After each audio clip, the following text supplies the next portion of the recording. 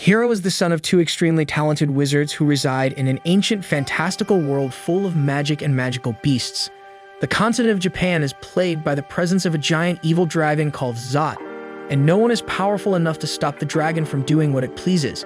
The dragon goes around destroying cities and burning entire countries to the ground, and no one is strong enough to even try and delay the attack so that people can evacuate. A brave group of wizards that included Hiro's parents tried to seal the dragon once and for all by pretending to sacrifice Hiro's mom to the dragon. But as soon as Zot appeared, they all quickly tried binding the beast with their magic. Their magic, however, isn't strong enough to stop the dragon, and he tries to attack Hiro. Hiro's father quickly casts a very powerful protection spell on Hiro, which somehow is able to protect him but also connects both Hiro and the dragon by the same mark. The dragon then goes berserk and destroys the entire ritual ground alongside every single person around, leaving only Hiro alive thanks to his father's protective spell. Hiro is then taken in by Juru, one of the followers of Hiro's parents who is also a swords master, and ever since that day, Hiro has decided to avenge his parents' deaths by killing the dragon once and for all. 10 years have passed since the incident, and Hiro travels to a new town, where he is checked by the guards before being let through into the city. He wanders around the area and looks for anything unusual, when suddenly a small girl comes forth and announces the arrival of a lord called Nambu. He comes on a chariot surrounded by a bunch of guards and throws copper coins at the people surrounding the area.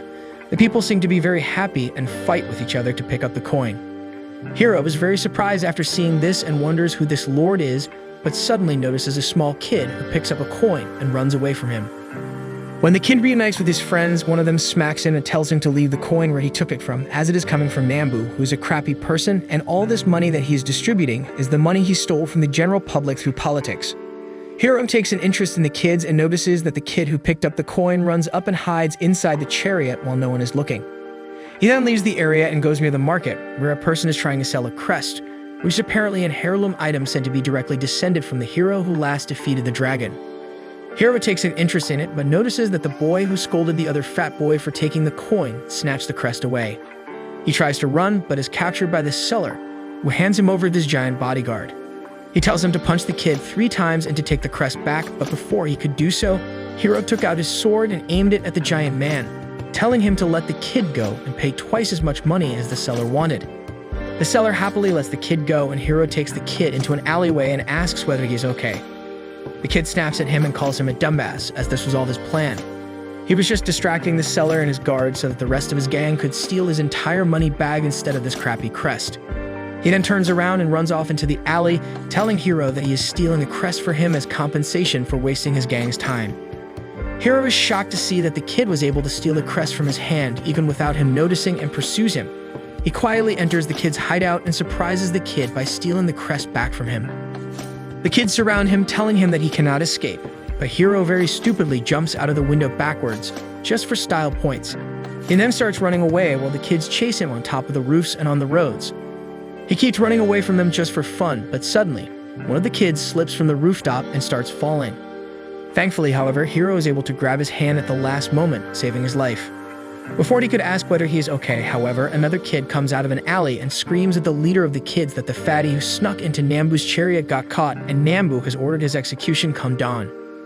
The leader tells the rest to quickly go to the ground as they have to save Fat no matter what. Hiro seems to find all of this very amusing and follows them. He reaches the execution grounds where the small girl, who seems to have a lot of magical power, is screaming about how Fatty snuck into their chariot and tried stealing a very valuable magical orb that belongs to Nambu. She tells the people to heed caution as they are going to make an example out of this boy, and if anyone tries to wrong Nambu, he will have to suffer the same fate.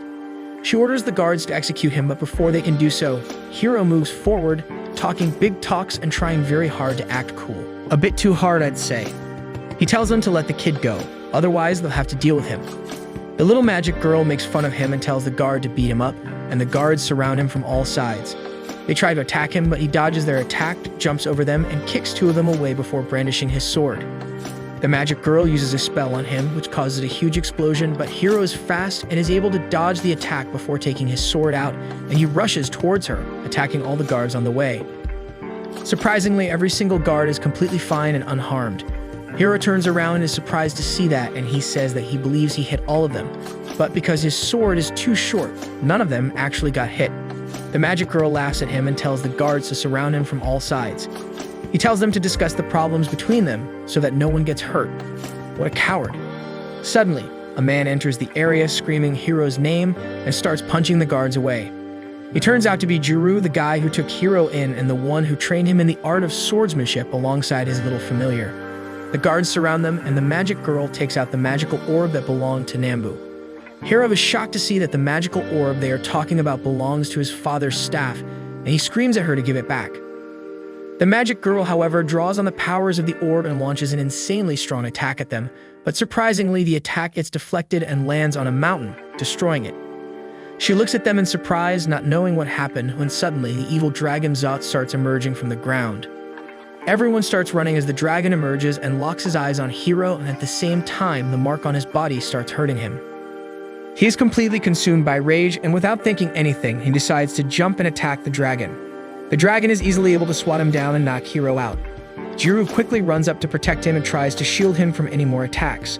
All of the guards in the area start shooting crossbows in the direction of the dragon, without any care for Jiro or Hiro being in the way.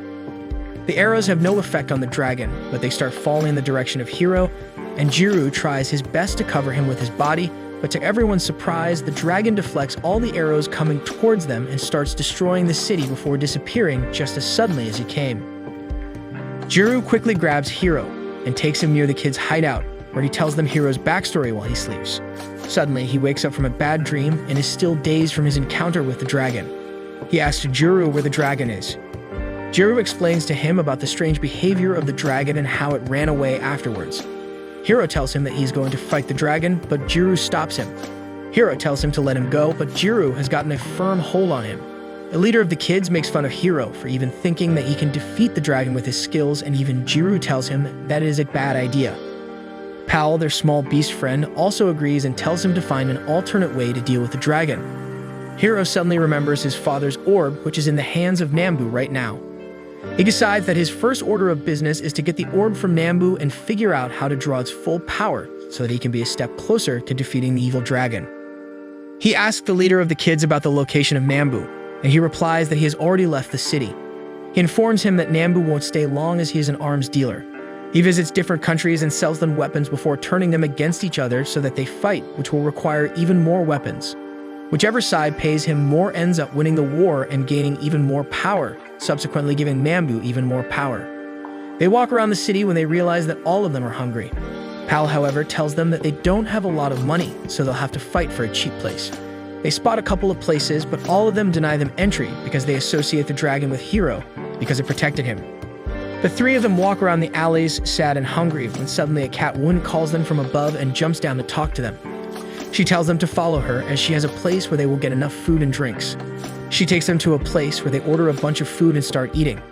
While having their lunch, the cat woman starts asking Hiro questions about Zot and where he came from, and finally asks whether he is the son of the famed magician who tried sealing the dragon away.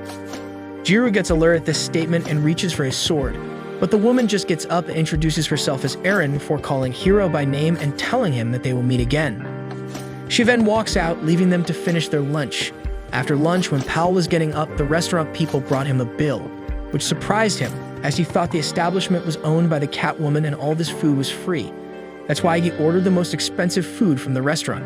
He is forced to spend the majority of the money they had to pay for it, and is even unable to get a room and inn to sleep. Instead, they end up going to the kids' place, where Hiro lays down while the leader of the kids tells them to piss off. Fatty, however, intervenes and tells the leader that Hiro and his group did save his life, which changes the kids' minds, and he decides to let them stay here for a night. The next morning, they are greeted with an amazing breakfast spread cooked by Jiro himself. They'd all eat their fill before Jiro tells Hiro that they need to practice his swordsmanship, as even after 10 years, he is a very crappy swordsman. Jiro takes Hiro and Pal outside the city and shows Hiro a bunch of small slimes that are very weak monsters, but can be very fast and annoying. He tells them to kill them all and leaves Pal to look over him while he himself goes to do some other work in the city. Hiro tries persistently to kill the slimes, but he is unable to kill any of them, which is very embarrassing after his big talks. He keeps making excuses like his sword is too short or that the slimes are too small, but in all honesty, he is just a trash swordsman. He believes that if the target was a bit bigger, he would be able to deal with them very easily. Suddenly, he spots a giant sand dragon behind Pal and decides to attack it and sell its remains to the shop, which might give him a bunch of money. He jumps forward and hits the dragon, but does no damage and he is forced back. Suddenly, the dragon opens his mouth and a young girl of the same age as Hiro comes out of it and thanks the sand dragon. The dragon simply goes away and the girl walks towards Hiro before hugging him and telling him to come with her. She introduces herself as Sarah and asks for his name. Hiro introduces himself and then asks if she has any business with him, to which she replies that she does not. He then asks her why she is here, to which she replies that from now on she will stay wherever Hiro is. Hiro is extremely confused by this situation as a random girl just emerged from a dragon's mouth and is now telling him that she will stay with him forever. Shortly, Jiro arrives and asks Hiro about the girl, to which he and Pal explain the entire incident. He seems to be very apprehensive of her and even draws his sword, but Hiro tells him that she seems harmless. Jiro then advises him that they should just sneak by and not get involved in matters that don't concern them. Hiro looks around and spots Sarah crouching on the ground and picking pebbles, and Jiro, meanwhile, makes him sneak past her, and they start running away. Even when he is running away, he can't help but look back at her longingly. After they reach back to their hideout, Hiro seems to be lost in thought, and the kids make fun of him about this, claiming that Hiro is in love and all he needed was a girl to forget his vengeance, and now he is not going to deal with the dragon anymore. Hiro flips out at them, tells them that the dragon takes priority for him no matter what, and starts eating his lunch. He looks at the kid and tells him that the girl looked very lonely and lost. She was literally picking pebbles, and he left her alone in the desert. That is why he feels bad, and that's it. The kid looks at him and tells him that all the rest of the kids in his group are orphans. None of them had anyone to look after them, and every single one of them survived and was able to find each other and become friends. She will also survive and find friends if she wants them. Hiro looks at him, but before he could say anything suddenly, Sarah barges through the door and walks straight towards Hiro, saying that I found you. Hiro tells everyone that she cannot stay outside and will be staying with them, and then she takes her to the room inside. I don't know why they went inside the room, but they did. The next day, Hiro takes Sarah with her and goes out into the desert once again to train. He is still unable to deal with the slime, no matter how hard he tries. Sarah doesn't seem to have any social intelligence and has no idea how the world operates. Hiro starts thinking about how she will survive if she is on her own, but his thoughts are interrupted by a low growl. When he turns behind him, he sees a giant wolf standing on top of a hill looking down on him. He immediately gets out his sword and tells Sarah to stay where she is. The wolf jumps at him and tries to stab it but fails, and the wolf gets a good hit in, injuring his shoulder. To his surprise, the wolf then proceeds to ignore him completely and moves towards Sarah. He starts flailing his sword around, trying to catch the wolf's attention, but the wolf isn't taking his eyes off Sarah and is slowly moving towards her. He decides to make one last-ditch effort to save her and runs straight up to the wolf. The wolf then turns around and jumps on him, but thankfully he's able to slide beneath him and by luck, hit the wolf right between the eyes with his sword, immediately killing it. He asks whether Sarah was okay, and she replies that she was fine but went into a state of trance, which happens sometimes. She looks at Hiro's bleeding soldier and puts her wand near it. Suddenly, the wound starts healing, and within a matter of seconds, it is completely healed. Hiro thanks her and then carries the wolf back to the market, where he is able to sell it for a decent bit of money. He starts walking back, but on the way, he spots a group of guards forcing a father away from his child so that they can take the father and force him to work in the men shafts. Hiro is unable to stand and watch this injustice, or more realistically, he just wanted to impress Sarah, but he goes up to the guards and tells them to unhand him immediately. The guards obviously don't listen to him and try to intimidate him, but Hiro the dumbass dodges one of their blows and acts smugly to impress Sarah, but immediately gets struck by the second spear in the head and gets knocked out, and Sarah doesn't do anything because he explicitly told her to just stand and watch. She just stands there and comforts the children while the guards drag Hiro away. Sometime later, the kid and Jiro both arrive and ask Sarah what happened. Sarah explains everything to them, and then they decide to infiltrate the mansion where he is being kept captive to save him. Hiro, on the other hand, wakes up in a prison surrounded by a bunch of other men who seem to have lost all hope of escape. The father who Hiro is trying to save looks at him and apologizes for dragging him into the mess, as most of the people who go to work in the mine shaft are never able to come out of it alive because of the terrible work conditions there. Hiro gets up and tries to inspire them that they should not lose hope so easily, and he will lead them all to freedom and safety. He then produces the fake crest that he overpaid for when he first came into the town and starts hammering it on the wall, claiming that he will make a hole through the wall and break it. The rest of the prisoners look at him as if he were mad and just start brooding over their misfortune to be captured alongside an idiot like Hiro. Thankfully for everyone, however, Hiro's friends are not half as incompetent as him and are able to infiltrate the mansion and free everyone from the prison. They then run away and return to their hideout, preparing for the coming days.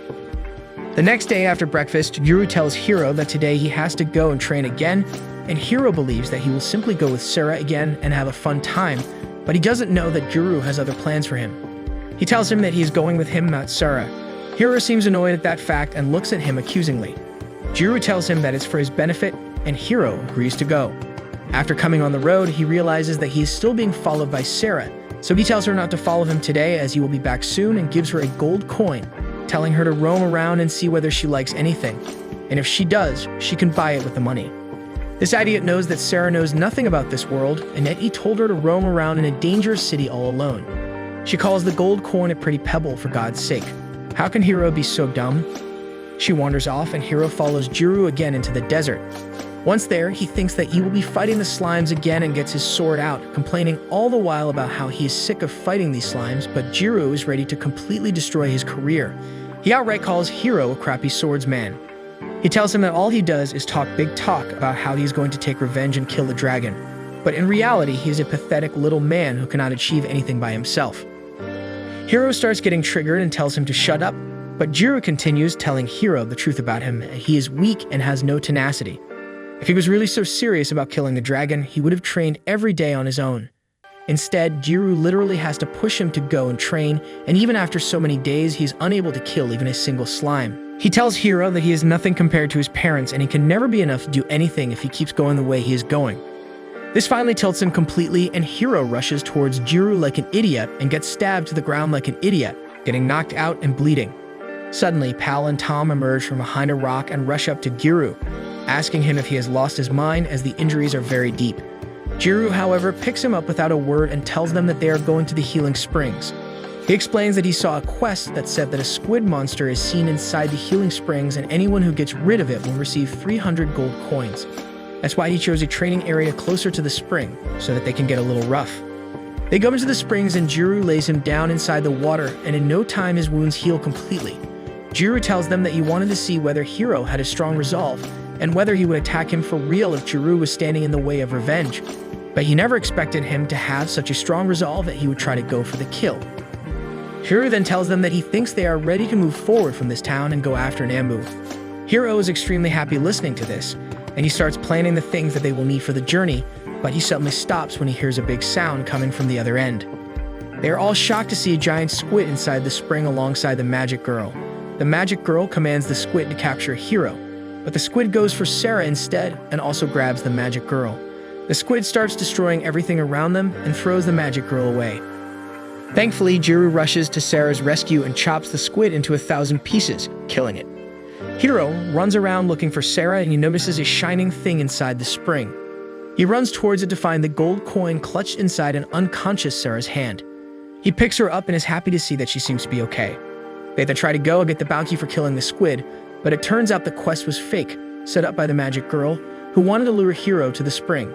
Regardless, though, they are able to get a lot of money after selling the squid meat, which is enough to buy a set of chainmail for everyone in the party.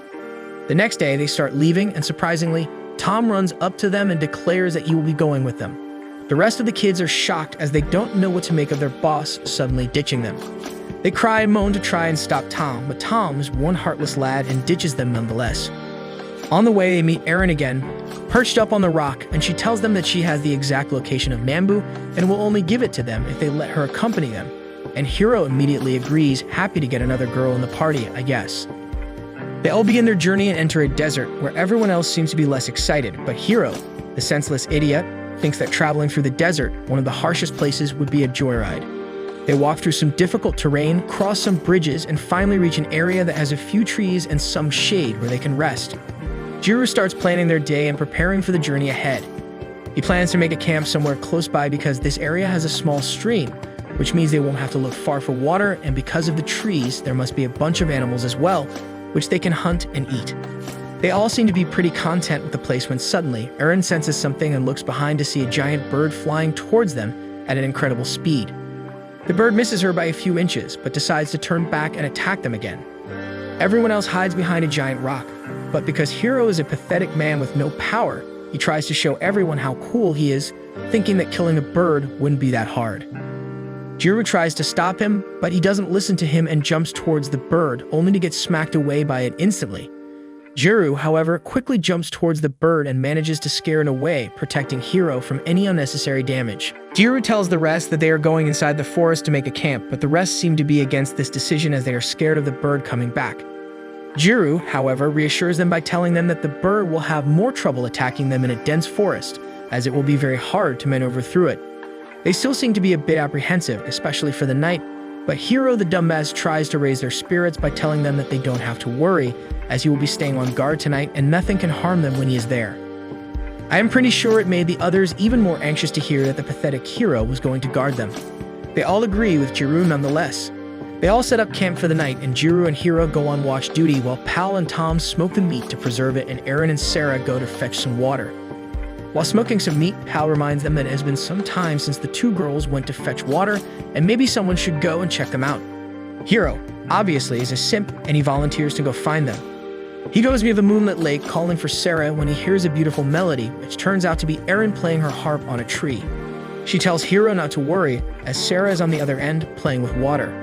Hiro looks at her and asks her why she is here, as she has nothing to gain from this expedition.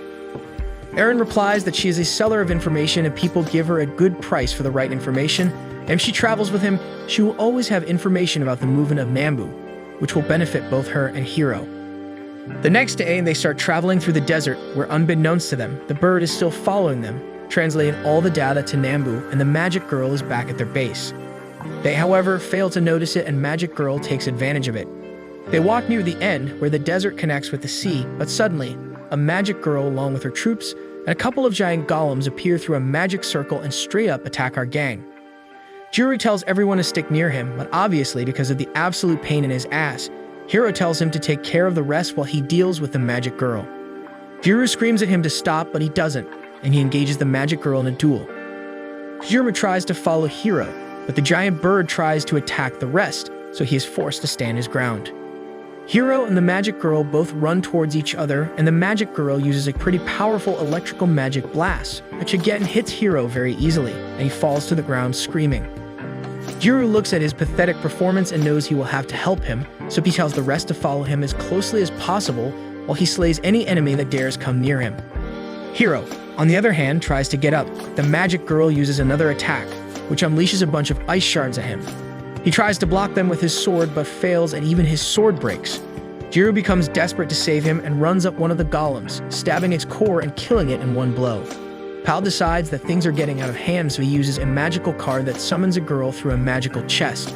She asks Pal what he wants, and he replies that he wants Sarah and Tom to be taken somewhere safe. And then he simply throws both of them inside the chest, and then the girl gets in and the chest disappears. Magic Girl walks towards Hiro with her guards and uses him as a lure to bring out Jiro, who rushes forward to save him, but Magic Girl is ready for it and uses her dark magic to capture him. She then starts torturing him, slowly bringing him closer to death in front of Hiro, telling him that he is the reason Jiro is going to die. Which, when you think about it, is not really wrong. She tells Hiro to stop resisting and come with her to Nambu, and they will let Jiro live. But if he doesn't, she will torture and kill Jiro in front of him. Hiro is stuck in limbo now. On one end, he cannot let himself be captured, but on the other end, he cannot let Jiro die. She keeps stabbing Hiro's hand while torturing Jiro, all the while forcing him to reach a decision, but something inside of Hiro snaps, and he slashes at the Magic Girl's umbrella, throwing it away. He gets completely enveloped in an eerie purple aura, and his nails start becoming more like claws. He gets up, and within a couple of seconds, destroys every single guard around him just with his bare hands, which utterly shocks the Magic Girl, who just looks at him with her mouth open. She starts backing off, but after killing everyone, he jumps to finish her and the final remaining guard, but the Magic Girl quickly gets her umbrella back and creates a magic circle around her. Hiro jumps to reach her, but midway he collapses and becomes unconscious, and his aura goes away just in time for the Magic Girl to escape. Hiro finally wakes up and finds himself in the middle of nowhere. His whole body feels weak, and he is having trouble even speaking. Through the desert heat, he spots a caravan going by him, and to his surprise, on the caravan, he spots none other than Nambu himself, alongside a regal-looking woman. At first, he thought that they were here to capture him, but it turns out that even Nambu doesn't give a crap about him, which is very sad, to be honest. He starts following the caravan instead of looking for Jiro, the person who almost died protecting his life. He hides behind a rock and sees that the caravan has formed a circle near a valley. They have surrounded two guys and an orc, who are all tied to metal chains. Nambu looks at the woman and calls her queen, which makes Hiro think that the woman must be the queen of some country, which Nambu is selling weapons to. He tells her that he has brought her to show her something that he has curated specifically for her. He then calls the doctor, who is working on top of the cliff. He presses some buttons and a bunch of molten liquid falls on the orc and the humans. The queen backs off in disgust and Hiro watches in horror as the steam fades. The humans have vanished from the chains and the orc has been converted into a hot, gloopy mess. Suddenly, however, the goop starts moving and a hybrid freak monster erupts from it. Nambu proudly presents the monster to the queen, telling her that this monster is as freakishly strong as an orc, but as smart as an average human, which removes the one downside of orcs, which is their poor intelligence. The monster immediately breaks off from the chain and rushes towards the queen, who shouts in horror, but Nambu tells her not to be scared, and immediately his guards make a circle around the monster and stab it from all sides, killing it in an instant. The queen seems to be very impressed, and Nambu tells her that he can provide several hybrid monsters like these, and she can use them in her army. After that, no one can defeat her or even think to deny her orders. The queen is delighted after hearing this, thanks Nambu for his hard work, and reassures him that he will be paid for his troubles. They were just about to leave when the idiot Hiro, who just wants to play the hero of a story, walks from behind the rock towards them, giving them a moralistic speech about how it is wrong to use human lives like that. But he doesn't say anything about the life of the orc, which makes me suspect that he is secretly racist and probably gay. The queen asks Nambu who this pathetic boy is, and Nambu replies that he is just another piece of entertainment for her. Nambu tells his guards to back off and steps in front to fight Hiro. Hiro goes for his sword and realizes that it has been broken in the last fight, but this hopeless loser tells Nambu that it doesn't matter, and that he can very easily defeat Nambu with just his bare hands. Nambu draws his sword and the fight starts. Hiro jumps towards him with a punch, but Nambu is easily able to dodge it.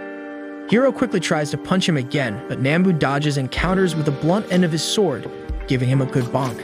He then puts his sword on his throat, ending the duel, and tells his guards to capture the idiot and bring him with them. On the other end, Pal and the others emerge back from the magical chest and are shocked to see so many dead guards and a piece of Hiro's sword. But most of all, they are concerned about the main Chad of their company, Jiru. They wander around the area and finally spot Jiru lying in the dirt, unconscious and badly hurt. Tom tries to wake him up, but he doesn't get up. Sarah goes up to him and touches him on the hand, which for some reason wakes him up immediately, and the first thing he asked about is if Hiro is safe. We all need a gem like Jiru in our lives who cares about us so much. Nambu takes Hiro back to his camp and ties him up to a chair, which seems very kinky, but believe me, it is just for torture. He brings out a bag of his favorite torture devices, which seem very vanilla to me, to be honest. He brings out a knife and walks up to Hiro, telling him that he is now going to torture him and get as much information out of him as he wants, but Hiro can just skip the painful part and tell him all the information he needs, and he will let Hiro go. He asks Hiro about the dragon and what he knows about its sealing. Hiro, however, keeps his mouth shut. I don't know why, because everyone already knows about the entire story, which is very famous. My guess is that this is the first time he is getting attention from someone and he is enjoying it, so he wants to keep it going for some time. Nambu tells him that he will have to slice him piece by piece if he doesn't start speaking, but Hiro acts tough and tells him to do his worst, but by the time Nambu reaches him, he starts pleading for mercy and telling Nambu not to hurt him. I have never seen such a joke from an MC before. Nambu was about to torture him, but he hears commotion from outside as the queen has some complaints regarding the hospitality, and he goes to deal with it, telling Hiro to chill where he is. Hiro quickly unties his legs, I don't know how, and gets out the crest that he bought from the first city and starts using it to cut himself loose, but suddenly, the doctor enters the room. Hiro gets scared, thinking that the doctor will now torture him or tell on him, but even the doctor thinks that Hiro is so insignificant that he doesn't spare him anything more than a fleeting glance and starts using his device to find something. He then runs the device on Hiro, and it starts beeping. The doctor asks him whether he has seen Sarah, and Hiro replies yes before asking how the doctor knows about her. The doctor looks at him and replies that he created her in the first place. Hiro replies that he found him in the desert, and she started following him after hearing his heartbeat. The doctor checks his heartbeat and tells him that his heartbeat is different from others because he doesn't have his own original heart anymore. He refuses to explain anymore. Hiro is able to free himself and tries to strangle the doctor, but he is so weak that the doctor doesn't even notice him for a very long time, and as soon as he sees him, he simply throws him on the floor. Hiro accepts that he is a pathetic loser and basically cries to the doctor that he cares about Sarah and that if he stays here, she will get sad. The doctor really cares about Sarah, so he gives him a potion and tells him to drink it and focus on Sarah. He does so, and suddenly he starts floating in the air before suddenly falling from the sky, right near Sarah and the others, who were trying to figure out where he was captured. He tells them that they have to leave as soon as possible. They all go back to a cave where they spend the night, and the next morning, Hiro tells them about everything that happened once they got separated. He told them about how he was saved by an old doctor who seemed to know Sarah and must have deeply cared for her, as he only let him go for Sarah's sake. Just then, Sarah points out that ever since yesterday, Hiro has been smelling like daddy, which excites Hiro a bit, but then he realizes she is talking about the doctor, as he is her creator, so her dad. He tells them about the conversation between him and the doctor, where the doctor told Hiro that his heart is not his own and he is using someone else's heart right now, which is inhumanly strong. Jiru's face suddenly loses its color. Hiro asks what's wrong, and Jiru sheepishly replies that for the past couple of years he has been reading up on magical scriptures, even though he cannot perform any magic. He wanted to learn as much as possible about the incident that killed Hiro's parents. He wanted to know every detail, so that if the time came to seal the dragon again, he would succeed in doing so. Another reason for him studying magic was because he was extremely surprised by the fact that Hiro, a 6-year-old boy, survived that horrible disaster while hundreds of other gifted magicians and soldiers died. He has been working on a theory, and when Hiro told him about the doctor's statement, his theory gained more weight. He replies that he believes the heart that Hiro currently has belongs to the evil dragon Zot. Hiro looks up at him and tells him to never make a joke like that again, but Jiru tells him to hear him out once. He replies that he believes that when the disaster occurred and the dragon was going to kill Hiro, his father cast a very strong and very dark protection magic that protected Hiro, but at a cost. His heart got interchanged with the dragon's heart, and that is where he got the scar from. He tells them that this theory makes the most sense, especially after he noticed that when the dragon appeared in the last city, he protected Hiro from anything that might take his life. Hiro attacked him, but the dragon merely swatted him away, even though he could have very easily killed Hiro. And when the soldiers shot arrows at him, the dragon defended him. Hiro goes pale hearing it and asks Jiru whether what he is saying is the truth. Jiru looks him straight in the eye and says yes, he believes so. He believes that the dragon's heart is sealed within Hiro's, and Hiro's heart is sealed within the dragon, giving them matching scars on their chests. And that was also the reason why Hiro suddenly felt an overwhelming boost in power when he was getting tortured, as all the anger in the dragon's heart turned into strength. And finally it burst, resulting in Hiro getting converted into a dragon form temporarily. Hiro gets very broody and goes outside to brood alone like the emo boy he is. Jiru and Pal follow him and tell him not to worry about things too much. Hiro, however, replies that if what Jiru says is the truth, then the dragon and Hiro are connected to each other, and if either of them dies, the other dies with him. This makes Hiro's vow to avenge his parents borderline impossible, because if he is even able to kill the dragon, he will die nonetheless. Pal steps up his game and comforts Hiro. He tells him that a lot of magic is reversible in nature, and there is a good chance that the magic that binds both him and the dragon together can be reversed, and that could be possible with a very strong magician who has a very strong magical item. Hiro the simpleton immediately starts feeling hopeful and jumps up, saying that all they have to do is get the ore that belonged to his father back from Mambu, hand it over to a very strong magician, and ask him to heal Hiro, and the job is done. Then he can kill Zot and take his revenge. They start traveling once again, and while traveling, they reach an abandoned village that seems to be ravaged by an army. They are very confused as to what happened in the village as the wells were still working. And when an army attacked, they made sure that they dried out the wells so no one could come and settle down here again. They wander around in the village and find a lot of claw marks all over the place, and the place is littered with dead bodies.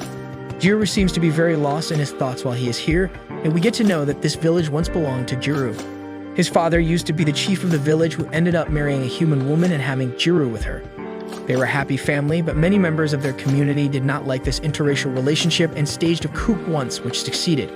They were able to capture both Jiru's dad and his mom, but Jiru was successfully able to hide from them. His parents were then killed, and he ran away from the village. That's when Hiro's parents rescued him, brought him back to their country, and treated him like one of their comrades, making him eternally grateful to them. They all start wandering around, and suddenly Tom starts screaming, runs out of the house, and tells everyone to run away, as the monster who did all this was still hiding in one of the houses. The monster emerges from the house, and Hiro is shocked to see that it is the same kind of monster that he saw Nambu create earlier for the queen. I cannot believe how pathetic Hiro can be, and at this point he should just quit being a person and maybe transform into an earthworm. He again rushes at the monster brainlessly to attack it, but he doesn't even have a sword with him, and the monster swats him away easily. Again, Jiro is forced into a bad position, where he has to defeat the monster while also protecting the loser, Hiro. He blocks the next attack of the monster, but he himself hasn't healed completely yet and isn't at his full potential. Both the monster and Jiro run at each other and Jiro swings his sword, but the monster dodges his blow and kicks him away. The monster then jumps at Hiro, but he dodges away, falling back. Tom screams at Hiro to transform into the temporary dragon form, and this huge idiot, who has no idea how he transformed in the first place, stands in front of the monster and starts trying to convert into a dragon. It seriously looks like he has constipation when he is doing that, and the monster doesn't seem to appreciate this view, so he attacks him once again. Thankfully though, Jiro runs up from behind and slashes the monster into two, saving Hiro once again, while Hiro breathes heavily, knowing that the journey is getting dangerous and will keep getting dangerous. If he wants to survive and see the end of his saga, he needs to become stronger as fast as possible, because if anything happens to Jiro, his entire party will perish.